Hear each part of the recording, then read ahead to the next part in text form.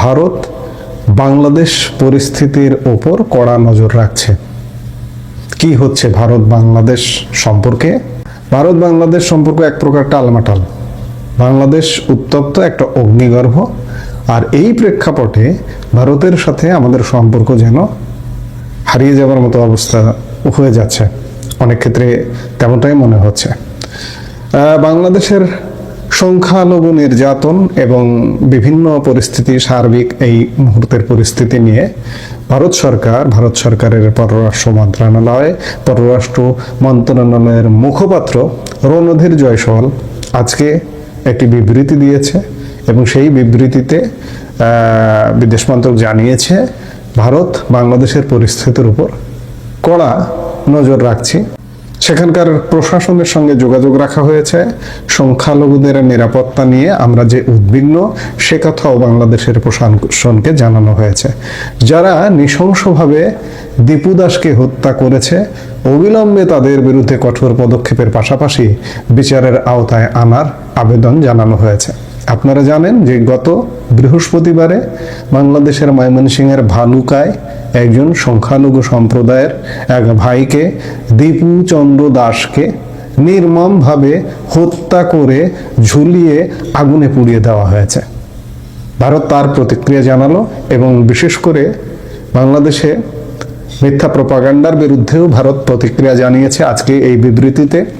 বাংলাদেশে আসলে এই যে দীপু দাস হত্যাকাণ্ডের প্রেক্ষিতে সেই অর্থে কোনো ক্রিয়া বা সেই অর্থে কিছু ছিল না। বৃহস্পতিবারে ঘটনা ঘটবার পরেও বাংলাদেশে কোনো প্রতিক্রিয়া ছিল না, কিন্তু ভারতবাসী প্রতিক্রিয়া ব্যক্ত করতে ছাড়েনি। গতকাল রাতে দিল্লিতে অখণ্ড হিন্দু রাষ্ট্র সেনার একটা ব্যানার, প্ল্যাটফর্ম যেটি বলুন না কেন, সেই ব্যানারে গতকাল দিল্লিস্থ বাংলাদেশ হাই কমিশনের সামনে 20-25 জন যুবক বা তরুণ কয়েকটি গাড়ি নিয়ে গিয়ে হাজির হয়ে সামনে বিক্ষোভ করেছে। এবং এই বিক্ষোভটাকে বাংলাদেশের কোনো গণমাধ্যম মিসলিড করেছে। ভারতীয় পররাষ্ট্র মন্ত্রণালয়ের বিবৃতিতে এর প্রতিবাদও করা হয়েছে। সংখ্যালঘু হিন্দু যুবক দীপু চন্দ্র দাসকে নৃশংস হত্যায় অপরাধীদের বিরুদ্ধে দ্রুত কড়া পদক্ষেপের বার্তা দেওয়া হয়েছে বিদেশ মন্ত্রকের তরফে। পাশাপাশি বাংলাদেশের সংবাদ মাধ্যমে মিথ্যাচার উড়িয়ে দিল্লিতে বাংলাদেশের দূতাবাসের নিরাপত্তা নিয়েও বার্তা দেওয়া হয়েছে ভারতের তরফ থেকে। ইনকিলাব মঞ্চের মুখপাত্র শরীফ ওসমান হাদির মৃত্যুকে কেন্দ্র করে পুরো বাংলাদেশ এখনো পর্যন্ত জ্বলছে। নৃশংসভাবে হত্যা করা হয়েছে সংখ্যালঘু হিন্দু যুবক দীপু দাসকে। এরই মাঝে বাংলাদেশের সংবাদ মাধ্যমের তরফে গুজব ছড়ানো হয় দিল্লিতে আক্রান্ত হয়েছে বাংলাদেশের দূতাবাস। গোটা ঘটনা নিয়ে রবিবার একটি বিবৃতি জারি করেছে দিল্লির বিদেশ মন্ত্রকের দপ্তর, যেখানে বলা হয়েছে বাংলাদেশি সংবাদ মাধ্যমের সেই বিভ্রান্তিমূলক প্রচার আমাদের নজরে এসেছে, কিন্তু সত্যিটা হলো দীপু চন্দ্র দাসের হত্যা ও বাংলাদেশে সংখ্যালঘুদের নিরাপত্তার দাবিতে 20 ডিসেম্বর দিল্লিতে বাংলাদেশ দূতাবাসের সামনে বিক্ষোভ দেখাচ্ছিল 20-25 জন যুবক। যদিও তারা কোনো রকম আক্রমণ বা নিরাপত্তা নিয়ে উদ্বেগ তৈরির চেষ্টা করেনি। ঘটনাস্থলে মোতায়েন পুলিশ কর্মীরা অল্প সময়ের মধ্যেই এই বিক্ষোভকারীদের ছত্রভঙ্গ করে দেয়।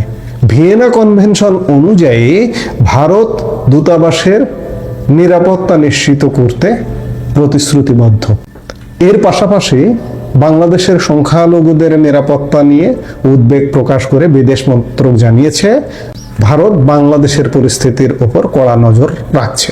এই সার্বিক বিষয়ে যখন দিল্লি একটি বিবৃতি দিচ্ছে যে বাংলাদেশ হাই কমিশন দিল্লি, সেখানে কোনো অনাকাঙ্ক্ষিত ঘটনা ঘটেনি, ঘটবার আগে বিক্ষোভ হয়েছে এটি বলেছে, গুজব নিয়েও বলেছে বাংলাদেশের গণমাধ্যমে। সম্পর্কটা আসলে ভালো যাচ্ছে না। এই করতে করতে আসলে কি হয়, আমরা 71 দেখিনি, আমরা 47 দেখিনি, আবার আরেকটা কিছু দেখি কিনা এমন পরিস্থিতিটা কিন্তু সেদিকেই। আমি হয়তো এই কথাগুলো বলি অনেকের বিশ্বাস হবে না, কিন্তু আমরা পরিস্থিতিগুলো সেদিকেই দেখছি। দিল্লির বিবৃতির পরে বাংলাদেশের পররাষ্ট্র মন্ত্রণালয় একটা, বিশেষ করে পররাষ্ট্র মন্ত্রণালয়ের উপদেষ্টা তৌহিদ হোসেন একটা পাল্টা বক্তব্য দিয়েছেন বা বিবৃতি দিয়েছেন। দিল্লিতে বাংলাদেশ হাই কমিশনের হামলা চেষ্টা নিয়ে ভারতের প্রেস নোট পুরোপুরি প্রত্যাখ্যান করেছে ঢাকা।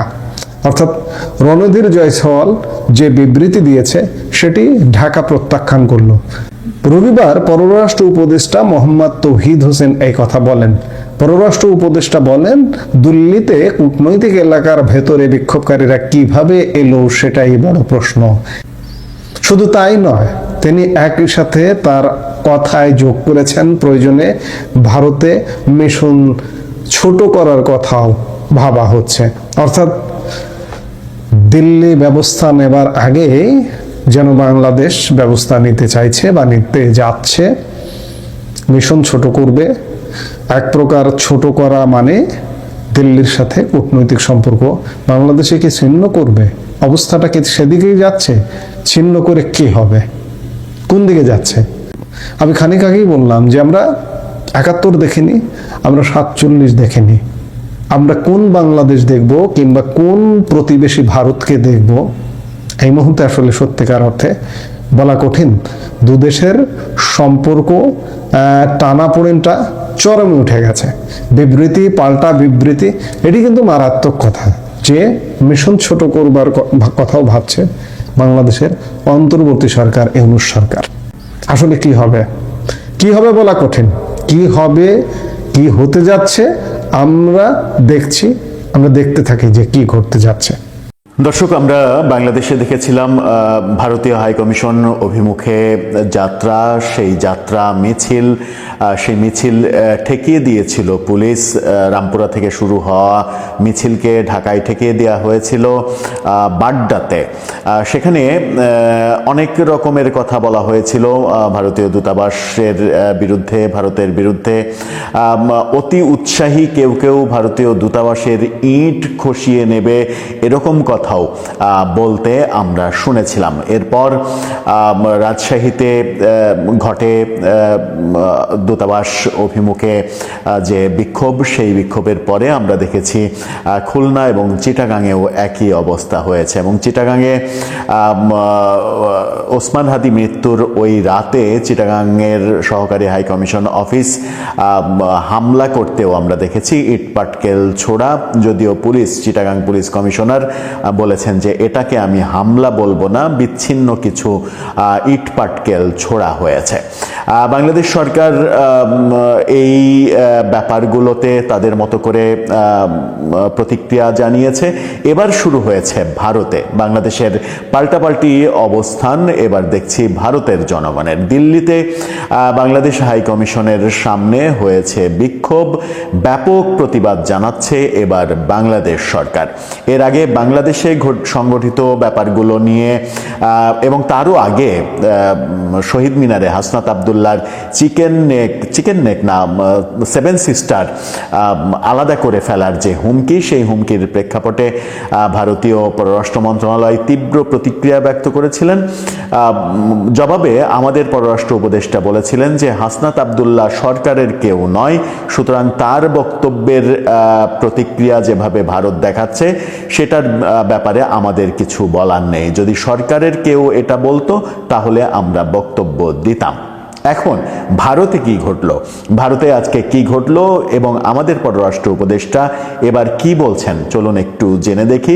সাথে ভারতও কি বলছে, বাংলাদেশে আর কি কি হলো, এই হওয়া পাল্টা হওয়া এটাই অব্যাহত থাকবে কিনা সেগুলো একটু বিশ্লেষণ করে বোঝার চেষ্টা করবো এই ভিডিওতে। দর্শক, বলছিলাম ভারতে বাংলাদেশ হাইকমিশন অফিসের সামনে বিক্ষোভ সমাবেশ হয়েছে। 20-25 জনের একটা দল, যেটাকে বিচ্ছিন্নতাবাদী চরমপন্থী বলছে বাংলাদেশ সরকার, তারা বাংলাদেশ হাইকমিশনের সামনে বিক্ষোভ করেছে। ভারতীয় কর্তৃপক্ষ যে কথা বলছে তার বিপরীত কথা বলছে বাংলাদেশ। এর আগেও আমরা দেখেছি যে বাংলাদেশ যে কথা বলেছিল ভারত তার বিপরীত কথা বলেছিল, এবং ভারত যেটা বাংলাদেশের সংগঠিত ব্যাপার নিয়ে ভারত যেটা বলেছিল তারও বিপরীত কথা বাংলাদেশ সরকারকে বলতে শুনেছিলাম। তার মানে দুই দেশই শুধুমাত্র বিপরীতমুখী কথাবার্তার মধ্যেই রয়েছে। সমস্যা সমাধানের ব্যাপারে দুই দেশ কতটা আমরা সক্রিয় সেই ব্যাপারে বোধহয় সন্দেহ থেকেই যাচ্ছে। কি ঘটলো ইন্ডিয়াতে এবং আমাদের পররাষ্ট্র উপদেষ্টা কি বলছেন? প্রথম আলোর শিরোনামটা দেখলেই সেটা বোঝা যায়। দিল্লিতে বাংলাদেশ হাই কমিশনের সামনে বিক্ষোভ, চরমপন্থীরা ওই এলাকার মধ্যে আসতে পারবে কেন? পররাষ্ট্র উপদেষ্টার প্রশ্ন। দিল্লিতে বাংলাদেশ হাই কমিশনের সামনে চরমপন্থী হিন্দু সংগঠনের সদস্যদের আসতে দেয়া হয়েছে কেন সেই প্রশ্ন তুলেছেন পররাষ্ট্র উপদেষ্টা তৌহিদ হোসেন। এই ঘটনার পর থেকে দিল্লিতে নিয়োজিত বাংলাদেশ হাই কমিশনারের পরিবার ঝুঁকি অনুভব করছে বলে তিনি জানিয়েছেন। ঠিক এমনটা প্রতিক্রিয়া আমরা দেখেছিলাম চট্টগ্রামে সহকারী হাই কমিশনের অফিসে যখন ইটপাটকেল ছোড়া হলো, আক্রমণ করার চেষ্টা করা হলো। ইটপাটকেল ছোড়া তো আক্রমণই বলা যায়। সেই পরিপ্রেক্ষিতে বাংলাদেশের পুলিশ বলেছিল এটাকে তিনি আক্রমণ বলছেন না, কিন্তু ভারতীয় তরফ থেকে এটা নিয়ে যথেষ্ট শঙ্কা প্রকাশ করা হয়েছিল। শনিবার রাতে অর্থাৎ গত রাতে দিল্লিতে হাইকমিশনের সামনে সংগঠিত বিক্ষোভের প্রতিক্রিয়ায় রোববার বিকেলে আজকে পররাষ্ট্র মন্ত্রণালয়ের সাংবাদিকদের প্রশ্নের জবাবে এই কথা বলেন উপদেষ্টা তৌহিদ হোসেন। তিনি বলেন, দিল্লিতে কূটনৈতিক এলাকার ভেতরে বাংলাদেশ মিশনের অবস্থান খুবই নিরাপদ স্থানে। সেখানে হিন্দু চরমপন্থীরা ওই এলাকার মধ্যে আসতে পারবে কেন? তাহলে তাদের আসতে দেয়া হয়েছে এমন ঘটনা প্রত্যাশিত নয়। তিনি বলছেন যে সরকার তাদেরকে আসতে দিয়েছে। গতকাল রাতে ভারতের রাজধানী দিল্লিতে অখণ্ড হিন্দু রাষ্ট্র সেনার ব্যানারে বাংলাদেশ হাইকমিশনের সামনে বিক্ষোভ করে একদল। প্রায় ২০ মিনিটে ব্যানার নিয়ে তারা বাংলাদেশ হাউসের সামনে অবস্থান করে এবং বাংলাদেশের বিরুদ্ধে নানা স্লোগান দেয়। এ সময় ২০ থেকে ২৫ জনের ওই বিক্ষোভকারীরা ভারতে নিযুক্ত বাংলাদেশের হাইকমিশনার রিয়াজ হামিদুল্লাহকে হুমকিও দেয়। তৌহিদ হোসেন বলেন, তারা ২০-২৫ জনের দল হিন্দু চরমপন্থী ২৫ বা ৩০ জনের একটা দল এত দূর পর্যন্ত আসতে পারবে কেন? এটা একটা সেন্সিটিভ এলাকার মধ্যে তাদের আসতে দেওয়া হয়েছে। তাহলে নর্মালি তাদের আসতে পারার কথা না। তারপর তারা হিন্দু নাগরিককে হত্যার প্রতিবাদে স্লোগান দিয়ে চলে গেছে তা কিন্তু নয়, আরও অনেক কিছু বলেছে। অর্থাৎ তারা ওই যে বাংলাদেশে ময়মনসিংহের ভালুকায় যে দীপু দাসকে পুড়িয়ে মারা হয়েছে সেই ঘটনার বিরুদ্ধে স্লোগান দিয়েছে। পররাষ্ট্র উপদেষ্টা বলছেন যে আমাদের যিনি রাষ্ট্রদূত তাকে হত্যার হুমকিও দিয়েছে তারা। আমাদের পররাষ্ট্র উপদেষ্টা বলছেন যে তাদেরকে বাংলাদেশ হাইকমিশনের সামনে ভারত সরকারই আসতে দিয়েছে। ভারত সরকারের আসতে দেয়া এটা কতটা যৌক্তিক এই প্রশ্ন আসতে পারে যখন আমরা দেখেছি বাংলাদেশে 18 তারিখে রাতে চট্টগ্রাম হাই কমিশনে কিন্তু একদল উগ্র গোষ্ঠী তারা কিন্তু আক্রমণ করতে চেয়েছিল এবং ইট পাটকেল ছুড়েছিল। গেটে প্রচুর ইট ছোড়া হয়েছিল, সেই ভিডিও সামাজিক যোগাযোগ মাধ্যমে ছড়িয়ে পড়েছিল। তাহলে এখানে প্রশ্ন আসবে, বাংলাদেশ সরকার কি তাদের যেতে দিয়েছিল? বাংলাদেশ সরকার কি তাদেরকে আমন্ত্রণ জানিয়েছিল? এই প্রশ্নটা আসবে। এই প্রশ্নটা আসছে এবং ভারতীয় কর্তৃপক্ষের জবাবের মধ্যেই আসছে। কি বলছেন ভারতীয় কর্তৃপক্ষ?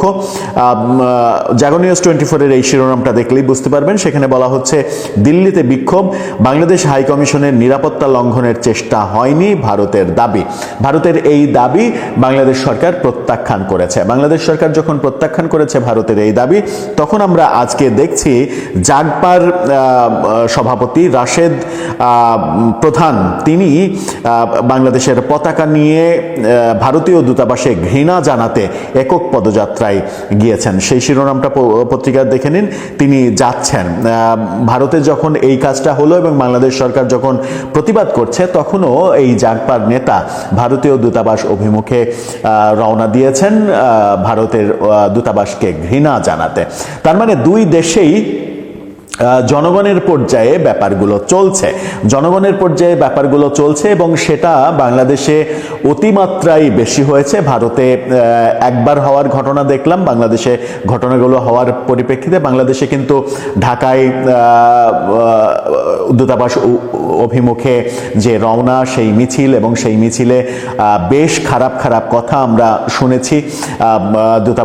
ভারতীয় দূতাবাসের ইট খসিয়ে নেওয়ার কথা বলা হয়েছে, যদিও বাংলাদেশ সরকার বারবারই বলেছে যে এটা সরকার কখনোই করতে দেয়নি, সরকার বাধা দিয়েছে। এরপরে রাজশাহীতে, খুলনাতে, চট্টগ্রামে একই রকমের ঘটনা আমরা দেখেছি। বাংলাদেশ সরকার যখন বলছে যে এটা বাংলাদেশ সরকার করতে দেয়নি, ভারতীয় সরকারও বলছে ভারতের সরকার এটা করতে দেয়নি। ভারতের সরকারের ওই বলার বিপরীতে বাংলাদেশ সরকার বলছে তারা এমনি এমনি যেতে পারেনি, ভারত সরকার তাদেরকে যেতে দিয়েছে। যখন এই কথা বলছে তখন ভারত থেকে নিশ্চয়ই প্রশ্ন আসবে যে হাসনাত আব্দুল্লাহ যখন 7 সিস্টার আলাদা করার কথা বললেন, কিংবা ডাকসুর এক নেতা ঢাকার হাইকমিশন, ভারতীয় হাইকমিশনের ইট খসিয়ে নেয়ার কথা বললেন, চট্টগ্রামে যখন ইট মারা হলো, এই ঘটনাগুলো নিশ্চয়ই বাংলাদেশ সরকার করতে দেয়নি। ভারত যখন বলবে এটা বাংলাদেশ সরকার করতে দিয়েছে, তখন এই যে পাল্টাপাল্টি কথা, পাল্টাপাল্টি অবস্থান, এটার মাধ্যমে দুই দেশের সম্পর্ক আরো বেশি খারাপের দিকেই যাবে। অনেক আগেই বলেছিলাম যে এই ধরনের কার্যক্রম থেকে আমাদের বিরত থাকা উচিত, নতুবা এটা একটা খারাপ পর্যায়ে যাবে, সেই খারাপ পর্যায়টা কোনোভাবেই কন্ট্রোল করা যাবে না। এখন বোধহয় সেদিকে এই ব্যাপারগুলো যাচ্ছে। দর্শক, আপনার কি মনে হয়? সব মিলে আপনার মতামত জানিয়ে লিখতে পারেন আমাদের কমেন্ট বক্সে।